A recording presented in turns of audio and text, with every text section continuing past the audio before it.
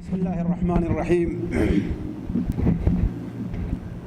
الحمد لله رب العالمين الرحمن الرحيم مالك يوم الدين، ونشهد أن لا إله إلا الله ونشهد أن سيدنا ومولانا محمدا عبده ورسوله أرسله إلى الناس كافة بشيرا ونذيرا. أما بعد فإن خير الحديث كتاب الله وخير الهدي هدي محمد صلى الله عليه وسلم وشر الأمور محدثاتها وكل محدثة بدعة وكل بدعة ضلالة وكل ضلالة في النار. أعوذ بالله السميع العليم من الشيطان الرجيم. بسم الله الرحمن الرحيم. يا أيها الذين آمنوا لا يسخر قوم من قوم عسى أن يكونوا خيرا منهم ولا نساء من نساء عسى أن يكن خيرا منهن ولا تلمزوا أنفسكم ولا تنابزوا بالألقاب بئس الاسم الفسوق بعد الإيمان ومن لم يتب فأولئك هم الظالمون. سبحانك لا علم لنا إلا ما علمتنا إنك أنت العليم الحكيم. رب اشرح لي صدري ويسر لي أمري واحلل عقدة من لساني يفقهوا قولي واحلل عقدة من لساني يفقهوا قولي.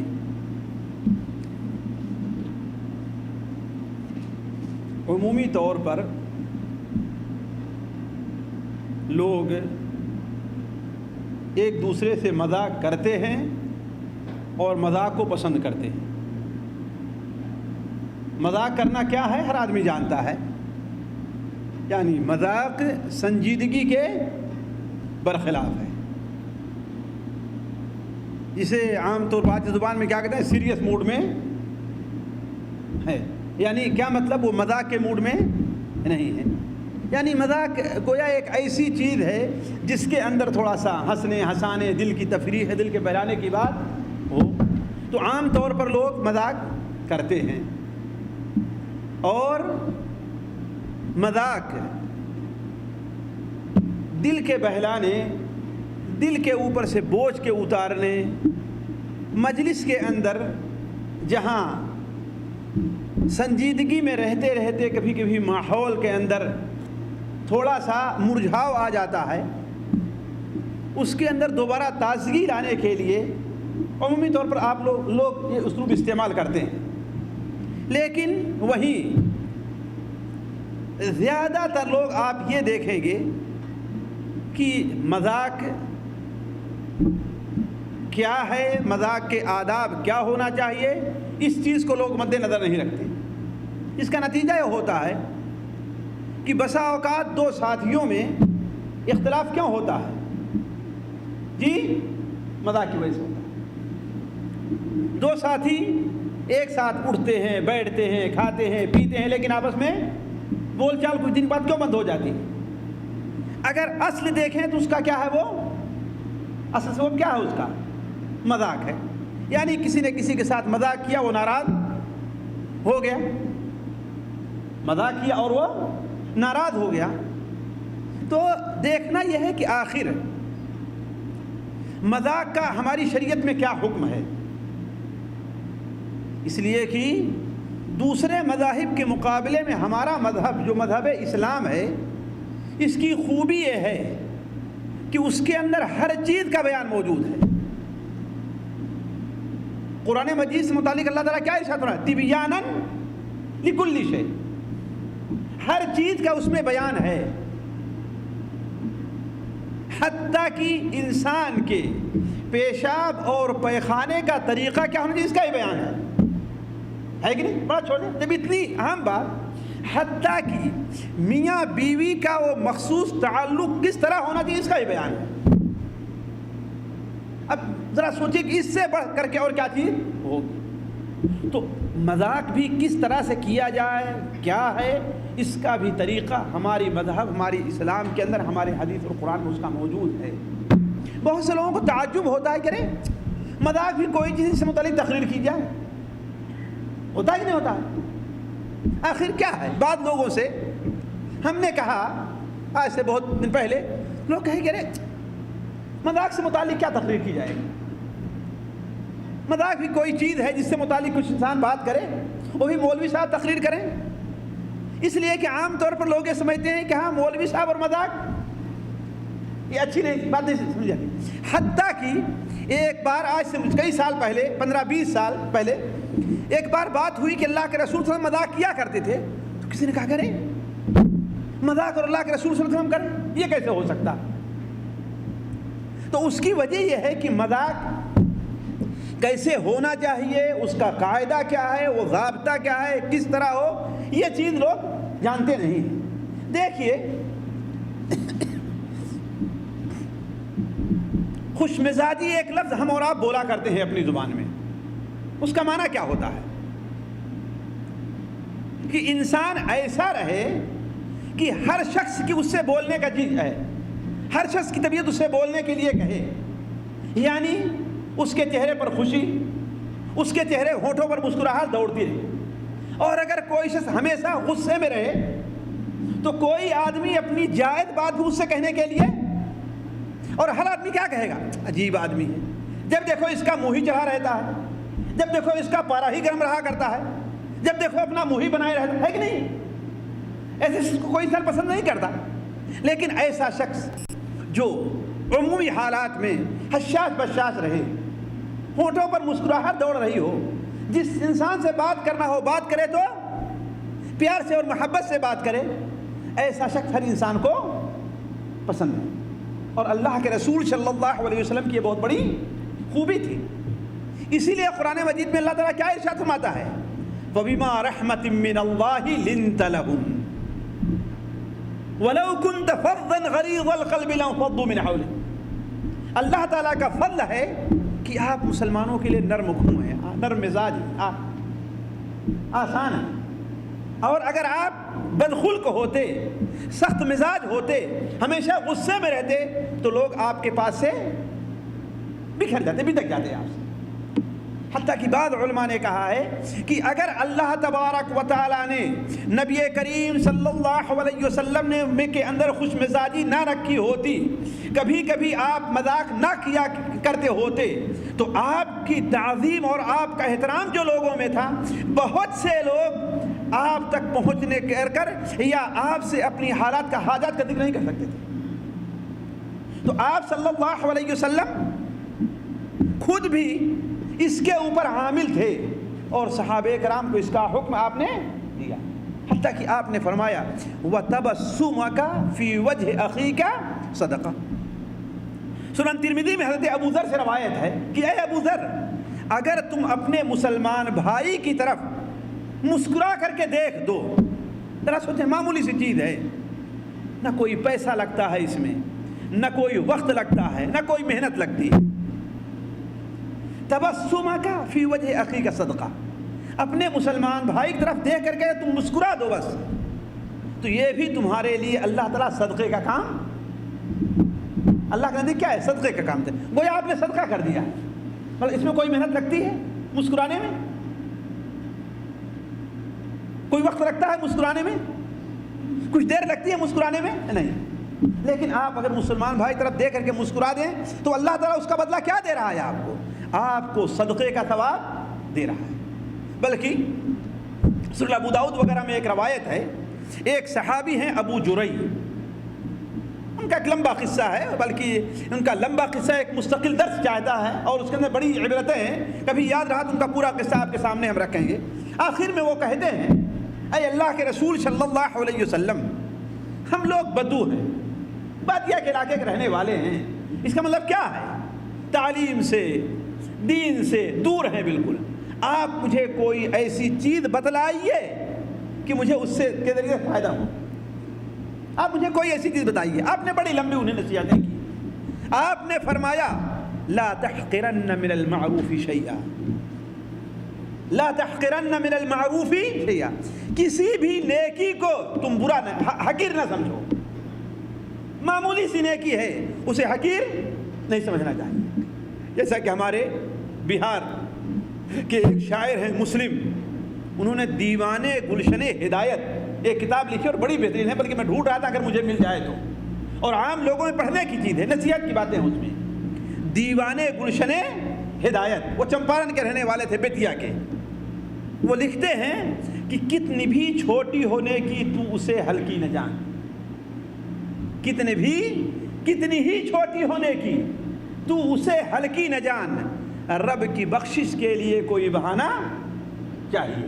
دیکھیے اللہ تبارک و تعالیٰ نے ایک زانیہ عورت کو، صحیح بخاری شریف میں ہے نا، ایک زانیہ عورت کو کیوں معاف کر دیا؟ کیسے معاف کر دیا تھا؟ ایک فاحشہ عورت تھی، رنڈی تھی ہماری اور آپ کی زبان میں، اسے کیوں معاف کر دیا تھا اللہ تعالیٰ؟ کیوں معاف کیا تھا؟ کوئی حج کیا تھا اس نے؟ کوئی لاکھوں کا صدقہ خیرات کیا تھا؟ کچھ نہیں. اللہ تعالیٰ کو اس کی ایک معمولی سی نیکی پسند آ گئی بس. وہ نیکی کیا تھی؟ راستے میں جا رہی تھی، اسے پیاس لگی، کنویں سے پانی پینا.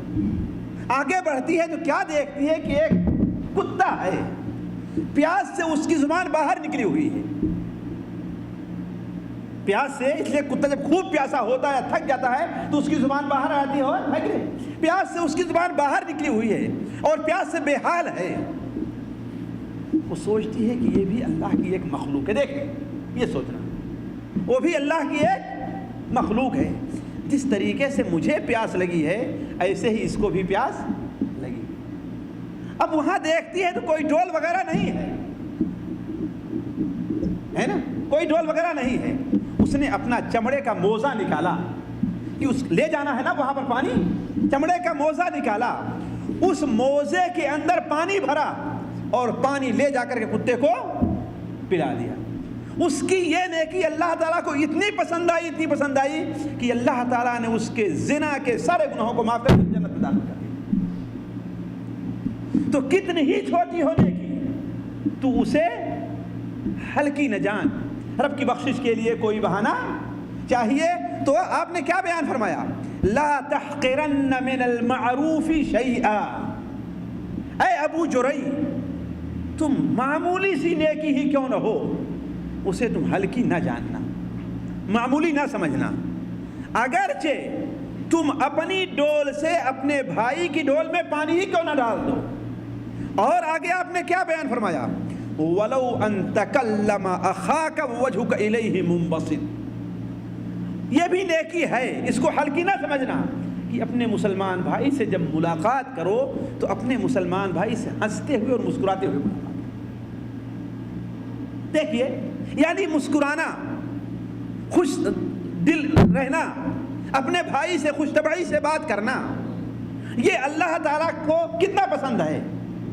تبھی تو آپ صلی اللہ علیہ وسلم سے متعلق حضرت عبداللہ ابن حارث بیان فرماتے ہیں، جیسے کہ امام ترمذی اسے اپنی کتاب الشمائل میں نقل کرتے ہیں، اس میں ترمذی میں بھی ہے کہ ہم نے اللہ کے رسول صلی اللہ علیہ وسلم سے زیادہ مسکرانے والا کسی اور کو نہیں دیکھا.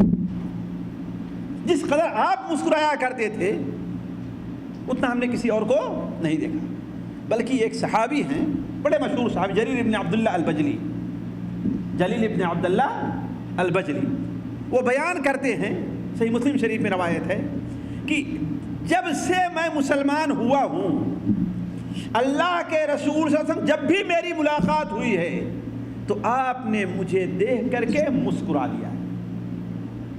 میں عرض کر رہا تھا خوش طبعی جو ہے یہ کیا ہے؟ ایک اچھی چیز ہے.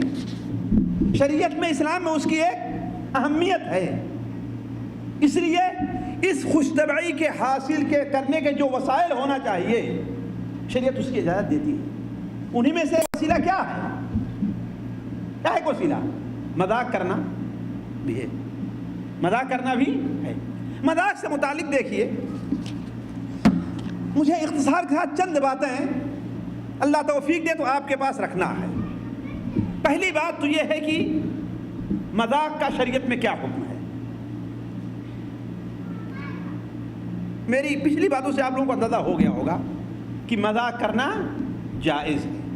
بلکہ امام نووی رحمہ اللہ، حافظ ابن حجر رحمہ اللہ، نواب صدیق حسن خان بھوپالی رحمہ اللہ وغیرہ یہ لکھتے ہیں کہ اگر مذاق کے حدود کو باقی رکھا جائے تو مذاق کرنا مستحب اور اللہ کے رسول صلی اللہ علیہ وسلم کی سنت ہے.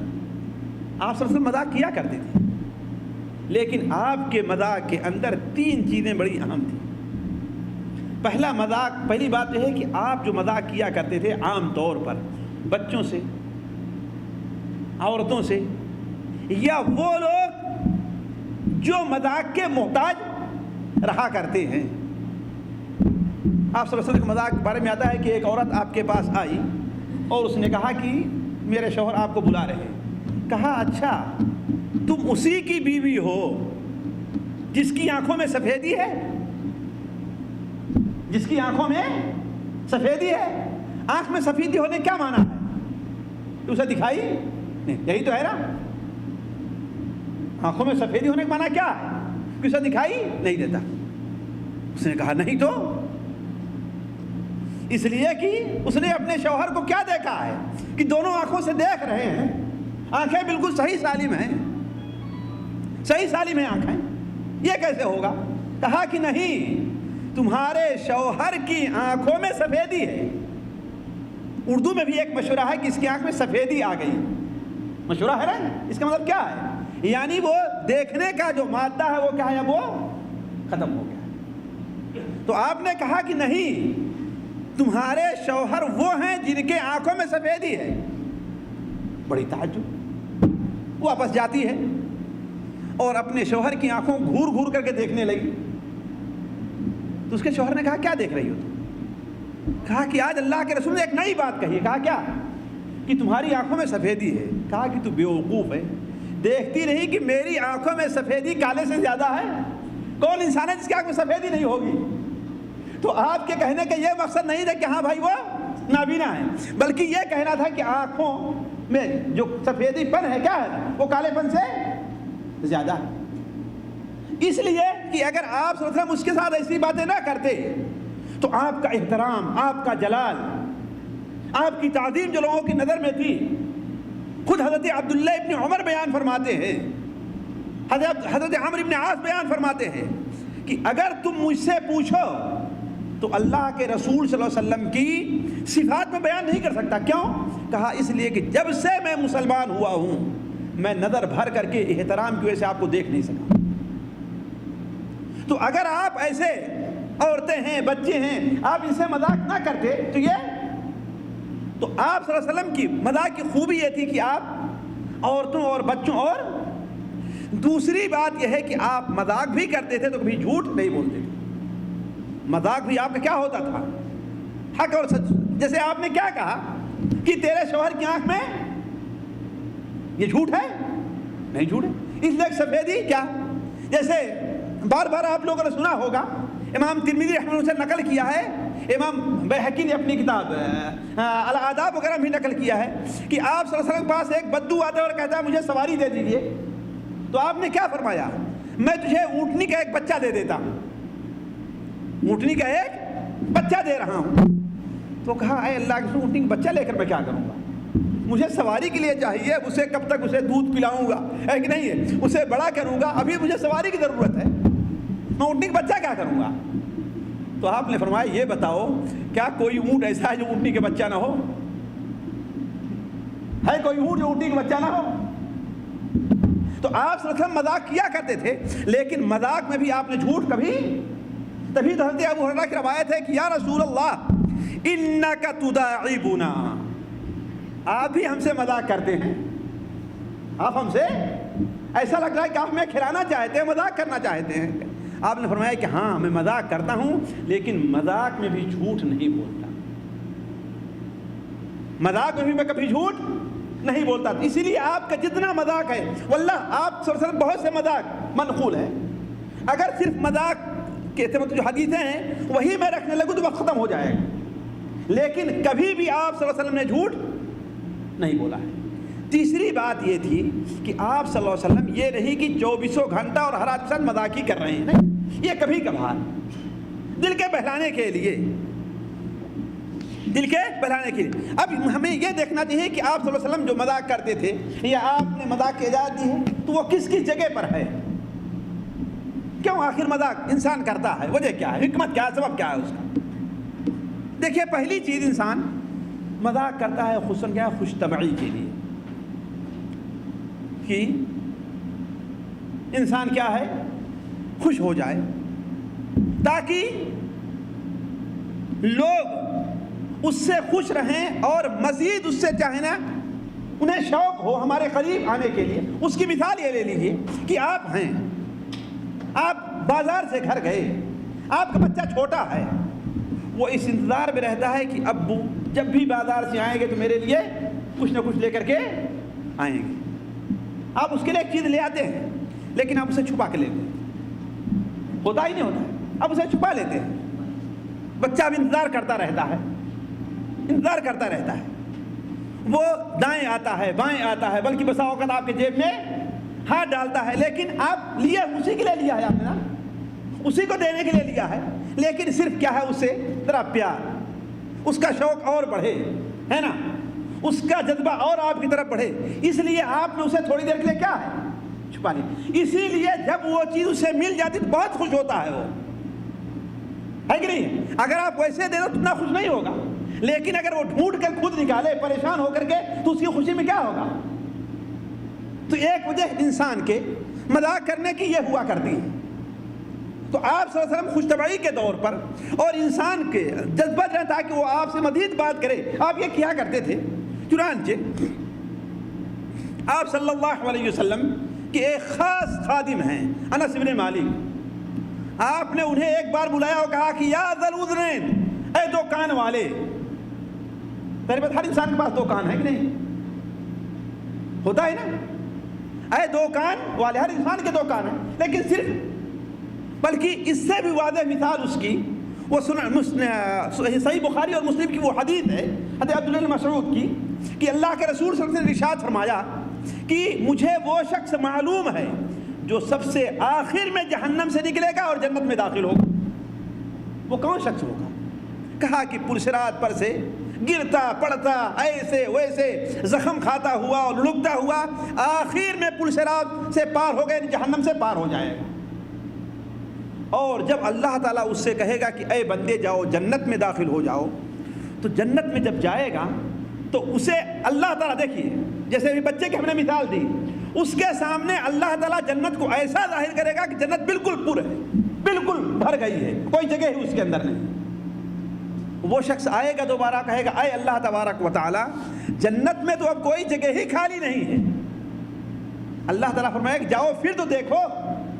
وہ دوبارہ جائے گا, پھر جنت میں دیکھنا شروع کرے گا, اسے کوئی جگہ جنت میں ملے گی نہیں. بے نہیں اسی طریقے سے باپ اپنے بچے کے لیے کوئی چیز لے آتا ہے لیکن اسے چھپا کر کے رکھ لیتا.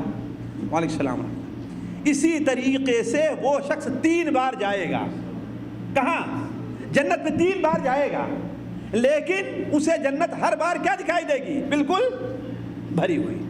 تو اللہ تعالیٰ اس سے فرمائے گا اے بندے کی بتا کیا تجھے کتنی جگہ چاہیے, کتنی جگہ تجھے چاہیے, یہ بتاؤ. دنیا کا سب سے بڑا جو بادشاہ ہو, جتنی اس کی بادشاہت ہوتی ہے اتنی جگہ تجھے جنت میں چاہیے.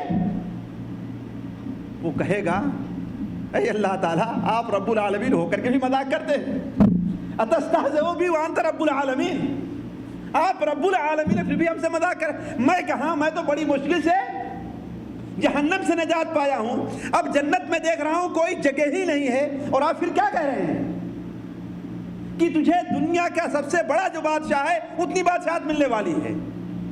اللہ تعالیٰ فرمائے گا تجھے دنیا کے ایک بادشاہ نہیں بلکہ اس کا 10 گنا دنیا جو ہے اس کے 10 گنا جگہ تجھے میں جنت میں دیتا ہوں. وہ کہے گا اے اللہ تعالیٰ تو مجھے مذاق کر رہا ہے. اللہ تعالیٰ فرمائے گا میں مذاق نہیں کرتا, بلکہ میں جس چیز کو چاہوں اس کے اوپر مجھے قدرت حاصل ہے کہ میں ایسا کر سکتا ہوں. تو عرض کرنے کا مقصد بسا اوقات انسان جو مذاق کرتا ہے وہ کس لیے, تھوڑا سا شوق پیدا کرنے کے لیے, جذبہ پیدا کرنے کے لیے, اور بسا اوقات انسان مذاق کرتا ہے غم اور پریشانی اور الجھن کو دور کرنے کے لیے. آپ کسی گھر میں گئے, دیکھیے یہ بڑا اہم نقطہ ہے, اس پر عمل کرنے کی کوشش کرنا چاہیے. لوگ پریشان بیٹھے ہیں, الجھن میں ہیں. اب کوئی انسان جائے انہیں کچھ ایسی بات کہے جس سے ان کا بوجھ ہلکا ہو, طبیعت تھوڑی سی ہلکی ہو, کچھ ہنسنے کی باتیں ہوں, تو اس سے کیا ہے ان کا غم ہلکا ہو جاتا ہے. حضرت انس بن مالک جس کا ابھی ذکر کیا, صحیح بخاری شریف روایت ہے, ان کا ایک بھائی تھا جو چھوٹا سا تھا اس کا نام ابو عمیر تھا. کیا نام تھا؟ ابو عمیر.